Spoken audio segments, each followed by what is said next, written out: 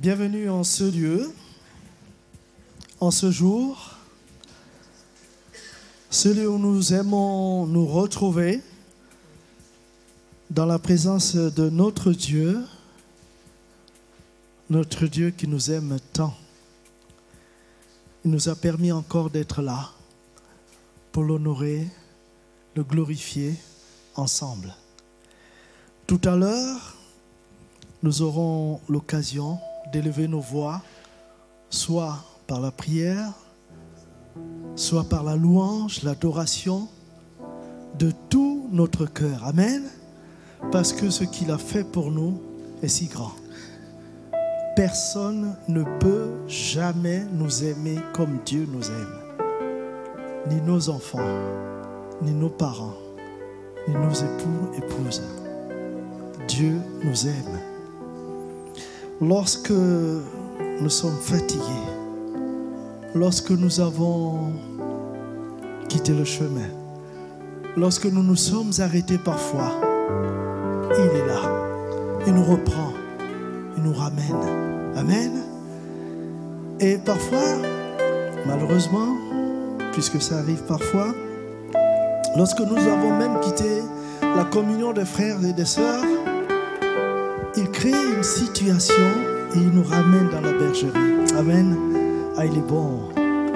Alors que nos parents, nos amis parfois, nous éloignent, nous laissent au loin, lui, il nous ramène. Ah, qu'il est bon d'être dans la famille de Dieu. Amen. Notre Dieu règne, il nous aime. Et c'est cet amour-là que nous devons toujours partager. Lorsqu'un frère, une sœur s'est égarée, c'est bon d'aller, de le ramener, de veiller. Veillons les uns sur les autres, nous dit la parole. Amen. C'est en cela que le monde voit. Voilà, je vais vous inviter à vous lever, si vous le pouvez. Nous voulons saluer ce matin nos frères, nos sœurs qui nous regardent sur notre chaîne YouTube. Que la grâce de Dieu vous accompagne, vous assiste, vous fortifie. Quels que soient les combats, les moments par lesquels vous passez, notre Dieu est là. Lui aussi, pour vous, il agira. Il est le roi des cieux. Il veille sur nos vies. Jésus, que ton règne vienne. Amen. Gloire à Dieu.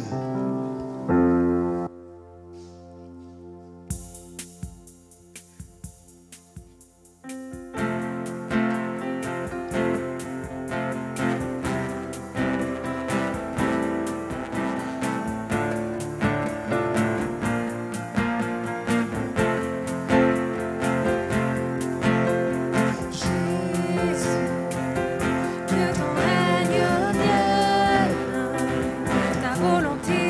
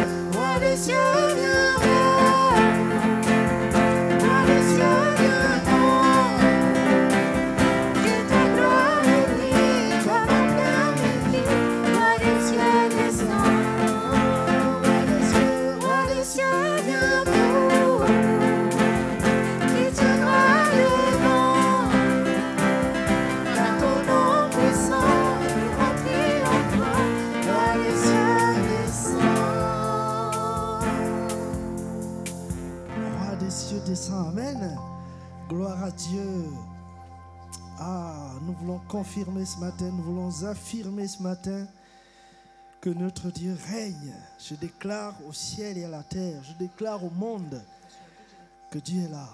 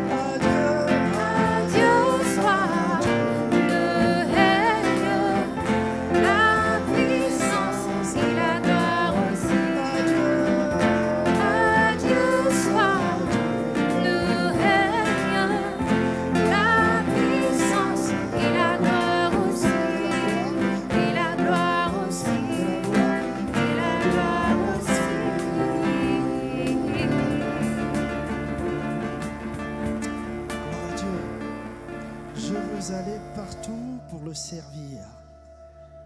Je ne choisis pas toujours où Dieu peut m'envoyer, où Dieu veut m'envoyer. Dieu m'envoie où il veut, Dieu m'envoie là où il y a un besoin, que ce soit au sein de la famille, que ce soit dans le milieu professionnel, scolaire, universitaire, dans le quartier. Veillez à avoir un bon témoignage qui porte du fruit. Il y en a qui nous regardent vivre. Et rien que notre témoignage, même des années plus tard, les marquera. Et en son temps, Dieu agira. Gloire à ton nom, Jésus. Nous désirons ce matin encore, Seigneur, une seule chose. Alors que nous chantons, Seigneur, viens agir. Viens bénir, viens te manifester, Jésus.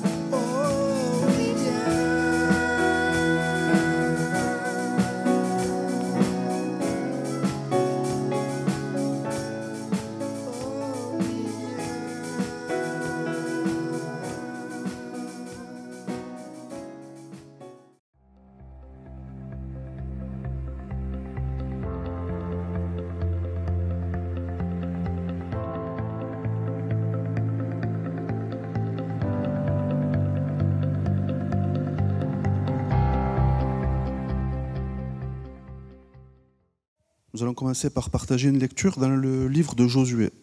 Josué 11, versets 20 à 23. Josué 11, 20 à 23. Car l'Éternel permit que ces peuples s'obstinassent à faire la guerre contre Israël, afin qu'Israël les dévouât par interdit, sans qu'il y eût pour eux de miséricorde, et qu'il les détruisit, comme l'Éternel l'avait ordonné à Moïse. Dans le même temps, Josué se mit en marche, et il extermina les Anakim de la montagne d'Hébron, de Débir, d'Anab, de toute la montagne de Juda et de toute la montagne d'Israël. Josué les dévoua par interdit, avec leurs villes. Il ne resta point d'Anakim dans le pays des enfants d'Israël. Il n'en resta qu'à Gaza, à Gath et à Asdod. Josué s'empara donc de tout le pays, selon tout ce que l'Éternel avait dit à Moïse. Et Josué le donna en héritage à Israël, à chacun sa portion, d'après leurs tribus. Puis le pays fut en repos et sans guerre. Amen. Le livre de Josué au chapitre 11 en particulier nous raconte comment Josué a conduit le peuple à prendre possession du pays de Canaan qui était promis. Et ça s'est passé après la mort de Moïse. Moïse était destiné à conduire le peuple dans le pays de Canaan. Mais Moïse n'est jamais entré dans le pays de Canaan. Pourquoi ? Parce que Moïse avait désobéi. Dieu lui avait dit, tu parles au rocher. Moïse avait frappé 2 fois le rocher. Moïse avait désobéi à Dieu. Et pour cette raison, Moïse n'est pas entré dans le pays de Canaan. Même si avant, il avait fait énormément de choses comme Dieu le lui avait demandé. Il avait sorti le pays d'Égypte. Il avait traversé le désert. Mais quand il avait fallu obéir, il n'avait pas obéi. Et c'est donc Josué qui est rentré dans Canaan avec le peuple. Et Josué avait été témoin de ce qui s'était passé avec Moïse. Et Josué connaissait les conséquences de la désobéissance. Josué savait ce que c'était que désobéir à Dieu. Et Josué avait vu ce qui s'était passé pour Moïse.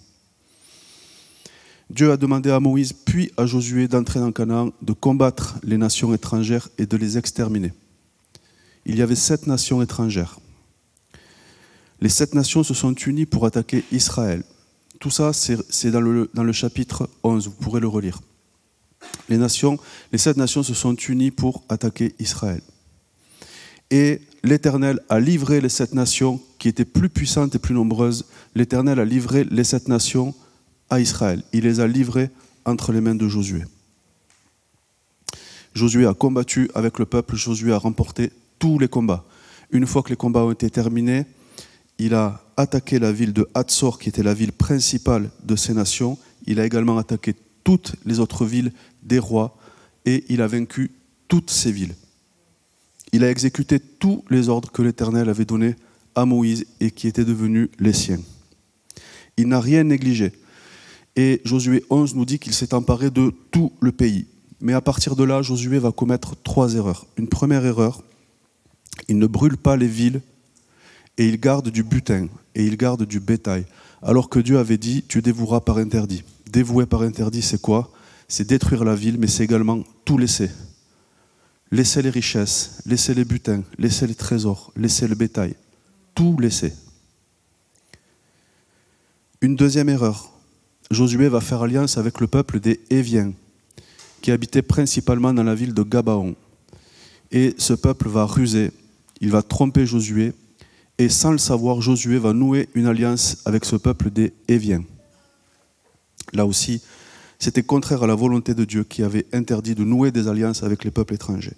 Et enfin, une troisième erreur, Josué extermine les Anakim partout dans le pays. Et il dévoue leur ville par interdit. Et à la fin, alors que le pays est enfin en repos, que la guerre est terminée, on nous dit que Josué a laissé des Anakim à Gaza, à Gath et à Asdod. Et le chapitre 11 se termine ainsi. Josué le donna en héritage à Israël. Josué donna le pays en héritage à Israël. Quel héritage? Est-ce que c'était un bon héritage? Est-ce que c'était l'héritage que Dieu voulait que son peuple reçoivent. Josué avait laissé des Anakim. Ça nous pose aussi la question de ce que nous allons laisser comme héritage à la génération qui vient, de ce que nous allons nous laisser en héritage à nos enfants. Josué avait fait 99% du travail. Il a failli tout réaliser, tout ce que Dieu lui avait demandé, mais il restait 1%, un petit pourcent. Il n'a pas complètement obéi, il a laissé 1%. Il a laissé des Anakim à Gath, à Gaza et à Asdod, dans 3 villes. 3 villes sur, je ne sais pas, mais des milliers et des milliers de villes dans Canaan et en Palestine. Et il a laissé 3 villes, quelques Anakim dans ces 3 villes. Dieu ne regarde pas favorablement une vie qui lui obéit à 99%. Dieu ne regarde pas favorablement une vie qui lui obéit à 99%. Dieu veut des vies qui lui obéissent à 100%. S'il reste 1% de désobéissance, elle contamine tout le reste. Il existe des poissons qui sont des poisons. Il existe des poissons aussi, hein, mais il existe des poisons qui sont tellement puissants qu'avec une petite goutte de ce poison que vous diluez dans 1 litre ou 2 litres d'eau, ça suffit pour tuer un homme. C'est pareil avec le péché. 1% de péché dans votre vie peut contaminer tout le reste. Et le péché, il a une particularité, c'est qu'au début, il est tout petit. Il est tout petit. À la limite, il ne se voit même pas. On ne le voit même pas. Des gens sont contaminés par un péché et ceux qui sont autour d'eux ne s'en sont même pas rendus compte. Et puis, le péché, petit à petit, va grandir. Il va grandir et prendre de la place, et plus en plus de place. Et puis un jour, il apparaît, et on se rend compte qu'il y avait ce péché. Et c'est peut-être trop tard. Dieu avait demandé à Josué de faire disparaître tous les peuples ennemis de Canaan. Il ne lui avait pas demandé de faire alliance avec quelques-uns. Il ne lui avait pas demandé de laisser quelques-uns en vie. Josué, lui, avait laissé des Anakim à Gaza, à Gath et à Asdod. Pourquoi? On ne sait pas. La parole ne nous dit pas. Est-ce que c'était par négligence? Est-ce que c'était par flemme? Est-ce que c'était par oubli? Est-ce que c'était par pitié? On ne sait pas. Les Anakim, c'était des descendants d'Anak. Anak, en hébreu, signifie le cou ou le collier. C'était une race de géants qui vivait dans le pays de Canaan. Et ils sont cités plusieurs fois dans l'Ancien Testament, notamment quand les 12 espions vont visiter Canaan et qu'ils vont en repérage. Et quand ils reviennent, ils disent « Nous avons vu les fils d'Anak, ils sont présents dans ce pays. » Et ils décrivent ce pays comme terrifiant. Ils se comparent même comme des sauterelles à côté de ces fils d'Anak.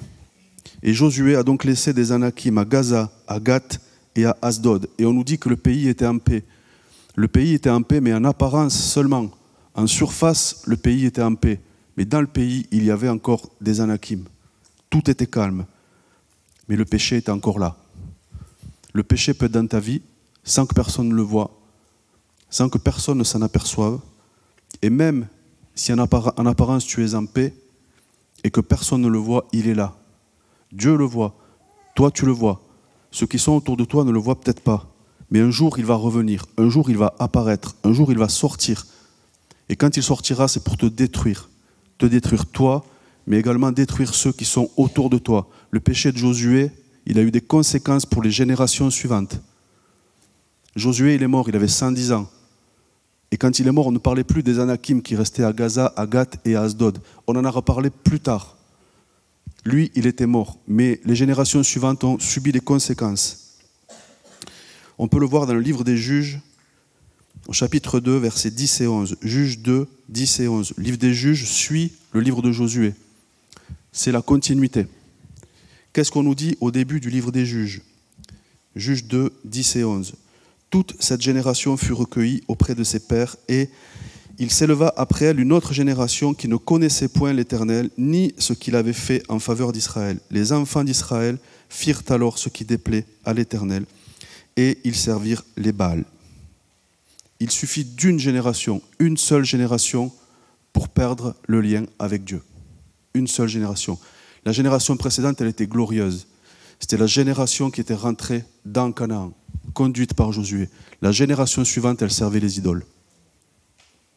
Qu'ont-ils reçu un héritage? Que leur a laissé la génération de Josué? C'est ça que nous devons à nos enfants. C'est ça que nous devons aux générations qui arrivent. L'amour de Dieu, la crainte de Dieu. Une vie conforme à la parole de Dieu, à l'église, mais aussi à la maison, mais aussi au dehors.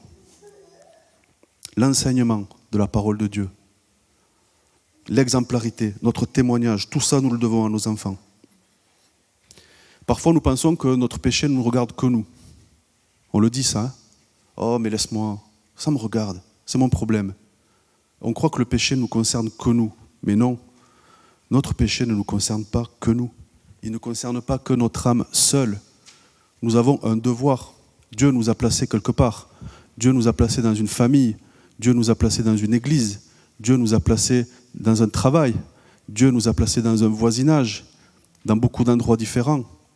Notre péché ne nous concerne pas que nous. Il peut avoir des conséquences autour de nous.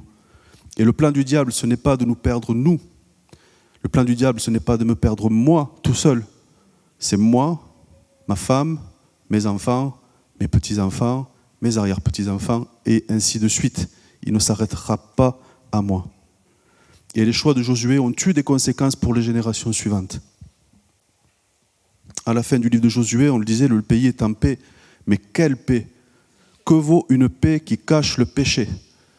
Que vaut une paix qui gâche l'idole? Que vaut une paix qui cache la guerre? Et donc Josué est mort. Et à la fin du livre de Josué, on ne parle plus de ces Anakim qu'il avait laissés à Gaza, à Gath et à Asdod. Que représentent ces trois villes, Gaza, Gath et Asdod?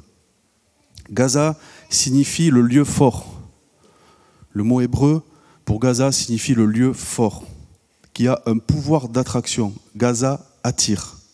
Ça représente la séduction, l'envie, la tentation. On peut le lire dans le livre des Juges au chapitre 16, versets 1 et 2. Juges 16, 1 et 2. Samson partit pour Gaza. Il y vit une femme prostituée et il entra chez elle. On dit aux gens de Gaza, Samson est arrivé ici. Et ils l'environnèrent et se tinrent en embuscade toute la nuit à la porte de la ville. Ils restèrent tranquilles toute la nuit, disant, au point du jour, nous le tuerons. Voilà l'esprit de Gaza. Il attire l'œil. Samson avait été attiré.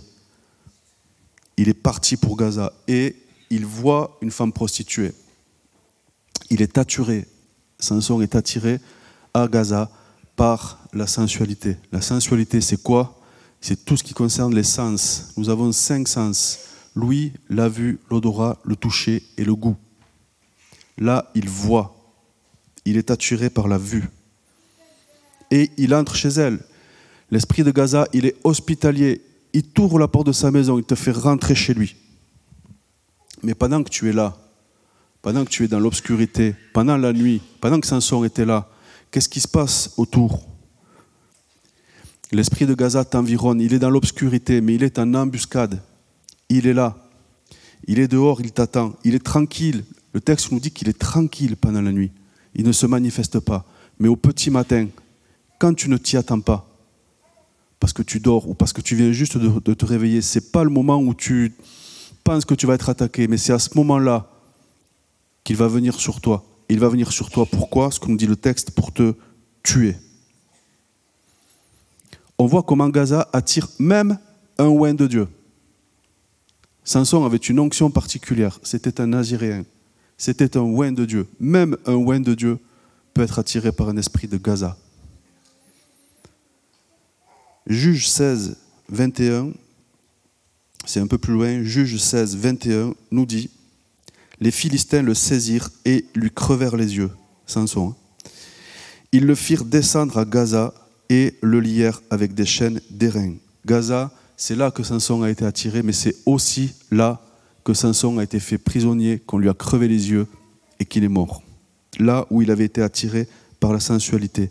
Gaza, c'est comment Satan t'attire à lui par la séduction, par la sensualité.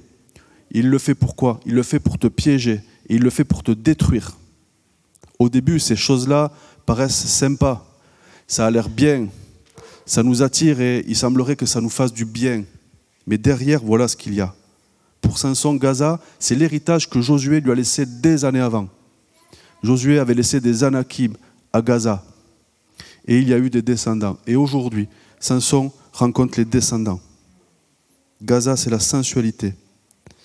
Gaza, Gath et Asdod. Gath signifie le pressoir de la vendange. C'était l'endroit où on mettait les raisins et on les foulait aux pieds, on les écrasait pour en extraire le jus. Écraser, broyer. Gath représente la violence. On peut le lire dans 1 Samuel, chapitre 17, verset 4. 1 Samuel 17, verset 4. Vous connaissez par cœur. Un homme sortit alors du camp des Philistins et s'avança entre les deux armées. Il se nommait Goliath. Il était de Gath et il avait une taille de 6 coudées et un empan, c'est-à-dire environ 3 mètres. Goliath est un enfant de Gath. C'est un descendant des Anakim que Josué avait laissé à Gath. Et aujourd'hui, il se dresse devant l'armée d'Israël. Et il ne le fait pas n'importe comment. L'esprit de Gath, il cherche à nous intimider, à nous faire peur. Comment? Par l'exubérance. 1 Samuel, chapitre 17, verset 8. Goliath dit, « Ne suis-je pas le Philistin et n'êtes-vous pas des esclaves de Saül ?» Il insulte, il se moque, il offense, il provoque, il blasphème, il injurie. Voilà ce qu'il fait. Il outrage. Il fait ça pourquoi? Oui, pour semer la peur, semer la terreur, mais aussi pour nous attirer à lui. Il nous provoque. Pourquoi? Pour que l'on rentre dans son jeu, dans sa provocation, et qu'on en arrive au combat, qu'on en arrive à la guerre, qu'on en arrive à la violence. Il nous tente. 1 Samuel, chapitre 17, verset 10, il dit « Je jette en ce jour un défi à l'armée d'Israël. » Il inspire la peur. Au verset suivant, « Ils furent effrayés et saisis d'une grande crainte. » Gath nous méprise et nous maudit.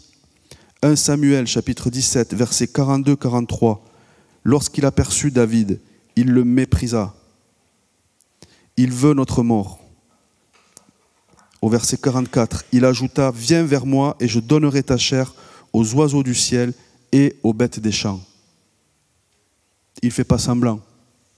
Autant l'esprit de Gaza, il se cache dans la nuit et il va attendre le bon moment pour te sauter dessus et te tuer, autant lui, il affiche clairement la couleur d'entrée. Il t'insulte, il te provoque. Gath, c'est comment Satan, tous les jours, cherche à t'attirer sur le terrain de la violence, jusque dans ta maison, par des mots. La violence, ce n'est pas que des coups. La violence, c'est aussi des mots. C'est un quotidien, des provocations, des pulsions qui se réveillent en nous, dans plein de situations différentes, à la maison, au travail, dans la rue, partout. Mais là aussi, c'est un piège. Parce qu'une fois qu'il nous a attirés sur ce terrain-là, il a un objectif, c'est de nous détruire. Et pour David, Gath, c'est l'héritage que lui a laissé Josué des années et des années avant. Gath, c'est la violence. Et puis Asdod. Asdod signifie endroit fortifié. Asdod vient du mot hébreu shadad qui signifie dépouiller, dévaster, ruiner. Asdod représente le vol. Le vol. 1 Samuel chapitre 5 versets 1 et 2. 1 Samuel 5, 1 et 2. Les Philistins prirent l'arche de Dieu et ils la transportèrent d'Ebenezer à Asdod. Après s'être emparés de l'arche de Dieu, les Philistins la firent entrer dans la maison de Dagon et la placèrent à côté de Dagon. Dagon, c'était l'idole des Philistins. Donc nous sommes des années et des années après Josué. Et en ce temps, il y avait un sacrificateur du nom d'Élie, qui avait 2 fils, et tous les 3 étaient corrompus. Et à cause de leur corruption, le peuple se détournait, et le peuple désobéissait à Dieu. Et un jour, ils ont pris l'arche de l'Alliance, et ils l'ont amenée sur le terrain de combat. Ils l'ont amenée sur le champ de bataille, parce qu'il y avait une guerre contre les Philistins. Mais Dieu n'était pas avec eux. Dieu n'était plus avec eux. Ils ont perdu la bataille, les Philistins ont pris l'arche et ils l'ont transportée jusqu'à Asdod. Voilà ce qu'est l'esprit d'Asdod. Ils volent l'arche. L'arche représentait quoi? Elle représentait l'alliance entre Dieu et le peuple. Elle représentait la présence de Dieu au milieu du peuple. Asdod veut nous voler la présence de Dieu. Asdod veut nous détourner de notre relation avec Dieu. C'est le péché dans sa définition. L'objectif du péché, c'est nous séparer de Dieu. L'objectif du péché, c'est nous éloigner de Dieu. C'est nous couper de notre relation avec Dieu. C'est le sens profond du péché. Quelle que soit la forme qu'il prend, le péché a un objectif. Nous éloigner de Dieu, nous séparer de Dieu. Asdod aurait pu détruire l'arche. Ils avaient volé l'arche sur le champ de bataille. Ils auraient pu choisir de détruire l'arche pour humilier Israël. Mais ce n'est pas ce qu'ils ont fait. Ils ont pris l'arche et ils l'ont mis dans leur temple, à côté de leur idole. Ils ne se montrent pas violents. Asdod ne se montre pas violent au point de détruire l'arche. Il est plus sournois que ça. Il prend l'arche, il la met dans son temple, à côté de son idole. Il veut nous distraire. Il veut que nous portions notre attention non plus sur l'arche, mais sur l'idole qui est juste à côté. Asdod, c'est comment Satan veut voler notre relation avec Dieu. C'est l'héritage qu'Israël avait reçu de Josué. Asdod, c'est l'héritage que lui avait laissé Josué, c'est-à-dire le vol. Asdod, c'est le vol. Asdod, c'est voler notre relation avec Dieu. Je termine ce message en rappelant 3 réponses que Jésus a données à 3 combats. On a dit que Dieu avait demandé à Moïse l'extermination totale de tous les peuples et de toutes les villes de Canaan. Comme Dieu te demande et me demande ce matin l'extermination de tous les péchés, de toutes les idoles qui sont dans ma vie, qui sont dans nos vies. C'est ce que nous demande Dieu encore ce matin. Dieu n'a aucune pitié pour ces choses-là. Dieu n'a pas de pitié pour le péché. Dieu n'a pas de pitié pour les idoles. Pourquoi moi? Pourquoi vous? Pourquoi nous aurions pitié? Je ne sais pas si Josué a eu pitié. On ne sait pas. Je ne sais pas pourquoi Josué a laissé les Anakim. Mais le fait est qu'il les a laissés.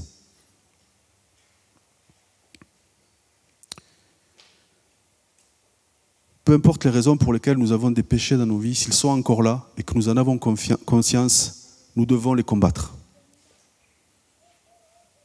Parfois, on emploie le terme de péché mignon. Vous connaissez cette expression?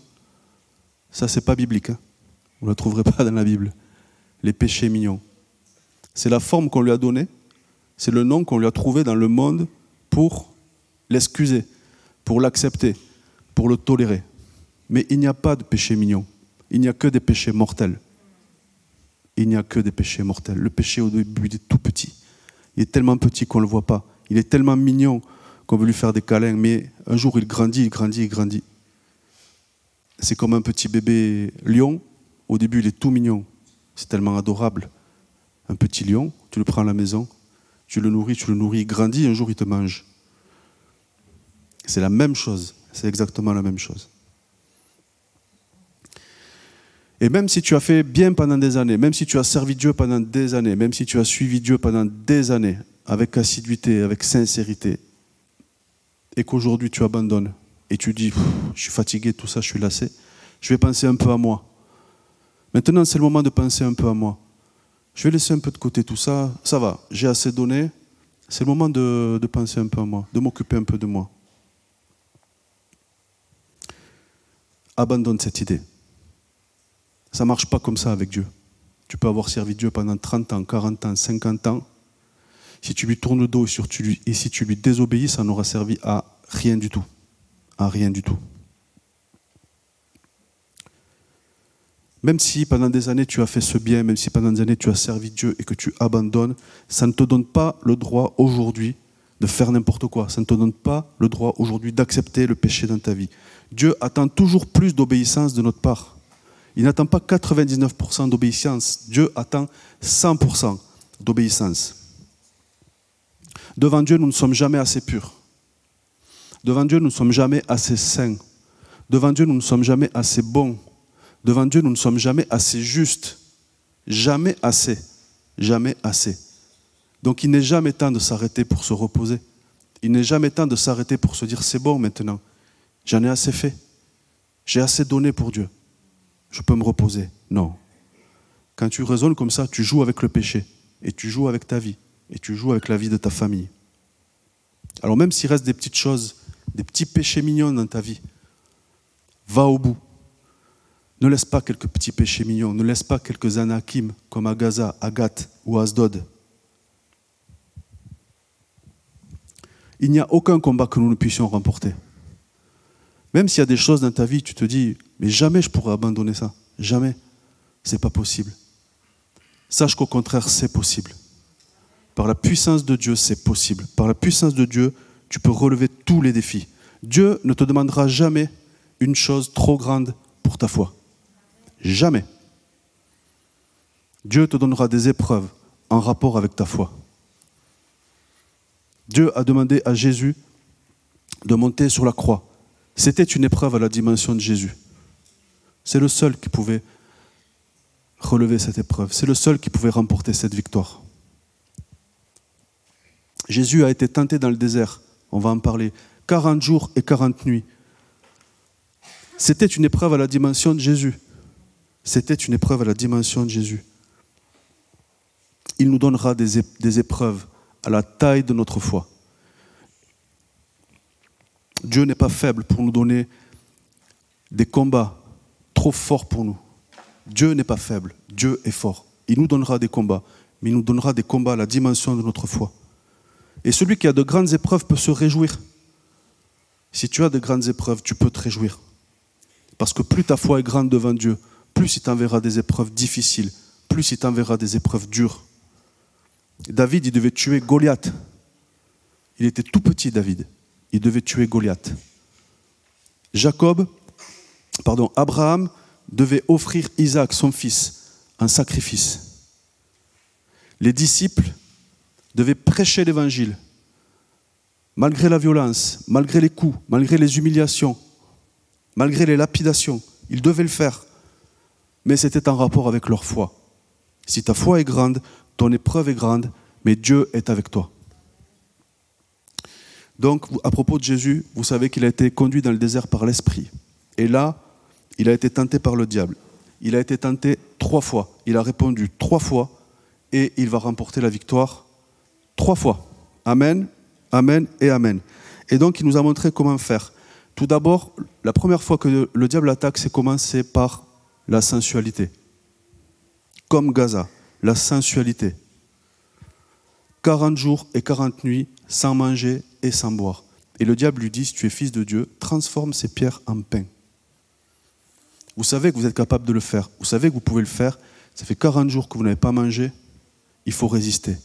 Il faut résister à cette attaque par la sensualité, par la séduction. Et que va répondre Jésus? Matthieu chapitre 4, verset 4. Jésus répondit, il est écrit, l'homme ne vivra pas de pain seulement, mais de toute parole qui sort de la bouche de Dieu. Toute parole. La parole ici, c'est le mot grec rhéma. Ce n'est pas la parole écrite, ce n'est pas la Bible, c'est le rhéma, c'est la révélation, c'est la voix de Dieu. C'est par ceux qui sortent de la bouche de Dieu, c'est par la voix de Dieu que l'homme vivra aussi. L'homme ne vivra pas de pain seulement, mais aussi du rhéma de Dieu. Dieu nous a donné sa parole pour nous soutenir. Et Jésus nous dit quoi ici? Il nous dit qu'en écoutant la voix de Dieu, en la cherchant, parce qu'il faut la chercher, et en l'écoutant, nous pouvons vaincre le combat contre la séduction. Nous pouvons vaincre le combat contre la tentation.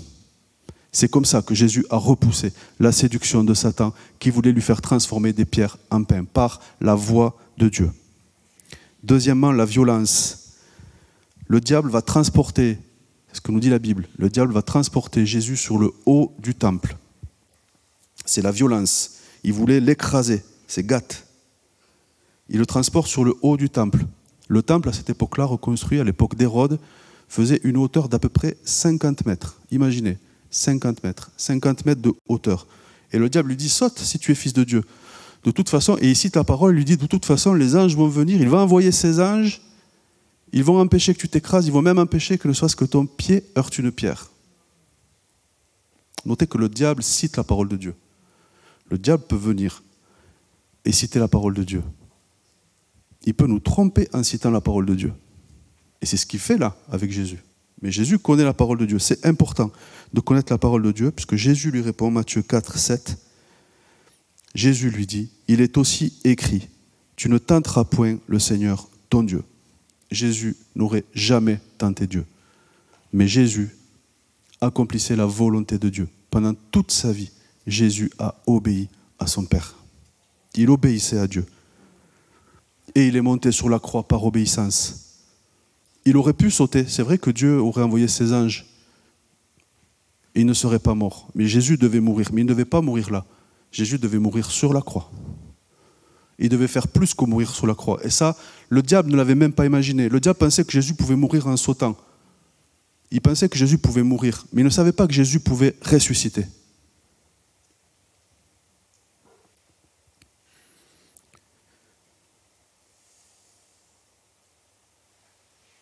Jésus cite la parole de Dieu. Jésus s'appuie sur la parole de Dieu, sur l'Écriture. Il y a la voix de Dieu et il y a l'Écriture. Troisièmement, le diable va le tenter par le vol. Le diable va tenter de voler à Jésus sa relation avec Dieu. C'est Asdod. C'est la troisième tentation. Le diable montre à Jésus, il l'amène en haut des montagnes, des collines, il lui montre la richesse. Il lui dit, regarde, tu vois toute cette richesse, tu vois ce monde entier, c'est pour toi. Il suffit que tu m'adores, il suffit que tu te tournes vers moi. Il suffit que je devienne ton idole. Et tout ça est à toi. Il veut le détourner de Dieu. Il veut prendre l'alliance et la déplacer à côté de l'idole pour que Jésus soit attiré par l'idole. C'est ça qu'il est en train de faire. Matthieu 4, 10, Jésus lui dit, « Retire-toi, Satan, car il est écrit, tu adoreras le Seigneur, ton Dieu, et tu le serviras lui seul. » Jésus cite encore l'Écriture, le Logos. Il y a le Réma de Dieu, la voix de Dieu, et le Logos, l'Écriture. Et que dit Jésus? Que nous dit Jésus? C'est que l'Écriture a une puissance infiniment plus grande que toute la puissance de l'ennemi, que toute la puissance de Satan. Et il a une autorité sur Satan par la parole de Dieu. Et Jésus lui-même dit, car c'est écrit, car il est écrit, à cause de la parole de Dieu, nous avons autorité sur le péché.